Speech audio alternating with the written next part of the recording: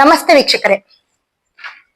ವರಮಹಾಲಕ್ಷ್ಮಿ ಹಬ್ಬ ವರಮಹಾಲಕ್ಷ್ಮಿ ಹಬ್ಬ ನಮ್ಮ ಒಂದು ಭಾರತದಲ್ಲಿ, ಅದರಲ್ಲೂ ನಮ್ಮ ಕರ್ನಾಟಕದಲ್ಲಿ ಒಂದು ಹಿಂದೂಗಳ ಒಂದು ಪ್ರಮುಖವಾದ ಒಂದು ಹಬ್ಬ. ಸೊ ಈ ವರ್ಷಕ್ಕೆ ಒಂದು ಸತಿ ಬರೋ ಈ ವರಮಹಾಲಕ್ಷ್ಮಿ ಹಬ್ಬಕ್ಕೆ ಎಲ್ಲರೂ ಕೂಡ ಕಾಯ್ತಾ ಇರ್ತೀವಿ. ಹಾಗೆ ಈ ಹಬ್ಬ ಅಂದ್ರೆ ಈ ಹಬ್ಬದಲ್ಲಿ ಮುಖ್ಯವಾಗಿ ಏನಪ್ಪಾ ಅಂತಂದ್ರೆ, ನಮ್ಮ ಮನೆಯಲ್ಲಿ ಧನ ಮತ್ತೆ ಐಶ್ವರ್ಯ, ಸಂಪತ್ತು, ಸಮೃದ್ಧಿ, ಹೀಗೆ ಮನೆಯಲ್ಲಿ ತುಂಬಾ ಯಾವಾಗ್ಲೂ ಕಳಕಳೆಯಾಗಿರ್ಬೇಕು ಅಂತ ಅನ್ಕೊಂಡು ವರ್ಷಕ್ಕೊಂದ್ಸತಿ ಆ ವರಮಹಾಲಕ್ಷ್ಮಿಯನ್ನ ಆಹ್ವಾನವನ್ನ ಮಾಡ್ಕೊಳ್ತೀವಿ. ಲಕ್ಷ್ಮಿಯನ್ನ ನಮ್ಮ ಮನೆಗೆ ಬರ ಮಾಡ್ಕೊಳ್ತೀವಿ. ಈ ಬರ ಮಾಡ್ಕೊಳ್ಬೇಕಾದ್ರೆ ಅದಕ್ಕೆ ಅಂತ ಒಂದು ಮುಹೂರ್ತ ಇರುತ್ತೆ, ಶುಭ ಮುಹೂರ್ತ ಇರುತ್ತೆ. ಈ 8ನೇ ತಾರೀಕು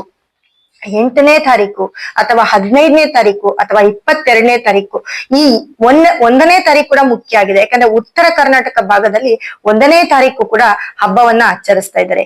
ಹಾಗಾಗಿ ಈ ಹಬ್ಬದಲ್ಲಿ ಒಂದು ಶುಭ ಮುಹೂರ್ತವನ್ನ ನಾವು ನಿಮ್ಗೆ ಕೊಡ್ತಾ ಇದೀವಿ.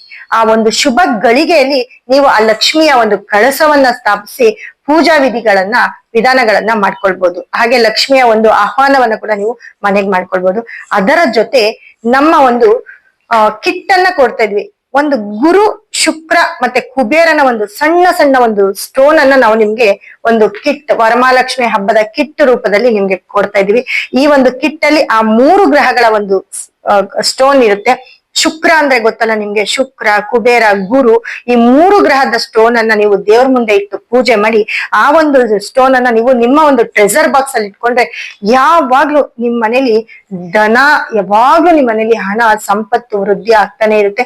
ಹಾಗೆ ನಿಮ್ಗೆ ಏನೇ ಕಷ್ಟ ಬಂದ್ರು ಕೂಡ ನಿಮ್ಮ ಮನೆಯಲ್ಲಿ ತುಂಬಾ ಸುಖ, ಶಾಂತಿ ಮತ್ತೆ ದುಡ್ಡಿಗೆ ನಿಮ್ಗೆ ಕಮ್ಮಿ ಆಗಲ್ಲ. ನಿಮ್ಮ ಮನೆಯಲ್ಲಿ ಯಾವಾಗ್ಲೂ ಸುಖ, ಸಂತೋಷ, ಸಮೃದ್ಧಿ, ಅಭಿವೃದ್ಧಿ ನೆಲೆಸಿರ್ತಾಳೆ. ಆ ಲಕ್ಷ್ಮಿ ಸದಾ ನಿಮ್ ಮನೇಲಿ ಇರ್ತಾಳೆ. ಹಾಗಾಗಿ ನೀವು ಮುಖ್ಯವಾಗಿ ಅದನ್ನ ದೇವ್ರ ಹತ್ರ ಇಟ್ಟು ಪೂಜೆ ಮಾಡಿ ಆ ಒಂದು ಕಲ್ಲನ್ನ ನಿಮ್ಮ ಒಂದು ಟ್ರೆಸರ್ ಬಾಕ್ಸ್ ಅಲ್ಲಿ ಇಟ್ಕೊಳ್ಳಿ. ಇದು ಮುಂದಿನ ವರ್ಷಕ್ಕೂ ಕೂಡ ನೀವು ಅದನ್ನ ಯೂಸ್ ಮಾಡ್ಬೋದು. ನೀವೇಗೆ ದುಡ್ಡು, ಕಾಸು, ಹಣ, ಸಂಪತ್ತು, ಒಡವೆ, ವಸ್ತ್ರ ಎಲ್ಲ ಹೇಗಿಡ್ತೀರೋ ಇದು ಕೂಡ ಮುಖ್ಯವಾಗಿ ಅದೇ ರೀತಿಯಾಗಿರುತ್ತೆ.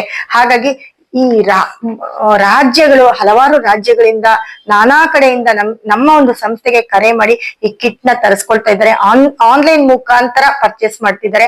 ಹಾಗೆ ಇದರ ಜೊತೆ ಒಂದು ಶುಭ ಮುಹೂರ್ತವನ್ನು ಕೂಡ ನಾವು ನಿಮ್ಗೆ ಕೊಡ್ತಾ ಇದೀವಿ. ನೀವು ಯಾರು ಇನ್ನ ತರಿಸ್ಕೊಂಡಿಲ್ಲ, ನಮ್ಮ ಇದ್ರ ಮೇಲೆ ನಂಬರ್ ಹೋಗ್ತಾ ಇದೆ, ಆ ನಂಬರ್ಗೆ ಕರೆ ಮಾಡಿ ರಿಜಿಸ್ಟರ್ ಮಾಡ್ಕೊಳ್ಳಿ. ಆ ನಂಬರ್ಗೆ ಕರೆ ಮಾಡಿ ನಿಮ್ಮ ಅಡ್ರೆಸ್ ಕೊಟ್ರೆ ನಿಮ್ಮ ಮನೆ ಬಾಗ್ಲಿಗೆ ಬರುತ್ತೆ. ಅದನ್ನಿಟ್ಟು ನೀವು ಪೂಜೆ ಮಾಡಿ ಸದಾ ನಿಮ್ಮ ಮನೆಯಲ್ಲಿ ಲಕ್ಷ್ಮಿ ನೆಲೆಸಿರ್ತಾಳೆ.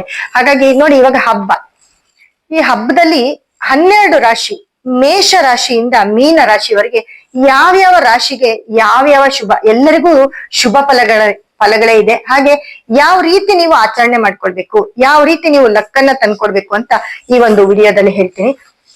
ನೋಡಿ, ಮೇಷ ರಾಶಿ ಅಂದಿದ ತಕ್ಷಣ ಈ 8ನೇ ತಾರೀಕು ಆ ಒಂದು ದಿನ ಆಗಿರ್ಬೋದು, ಆ ತಿಂಗಳಾಗಿರ್ಬೋದು, ಮೇಷರಾಶಿಯವರಿಗೆ ಹೇಗಪ್ಪಾ ಅಂತಂದ್ರೆ, ಮೇಷರಾಶಿಯವರಿಗೆ ಮುಖ್ಯವಾಗಿ ಮೂರನೇ ಮನೆಯಲ್ಲಿ ಶುಕ್ರ ಮತ್ತೆ ಗುರು ಇರ್ತಾರೆ. ಮಿಥುನದಲ್ಲಿ ಶುಕ್ರ, ಗುರು ಇರೋದು ತುಂಬಾ ಪಾಸಿಟಿವ್.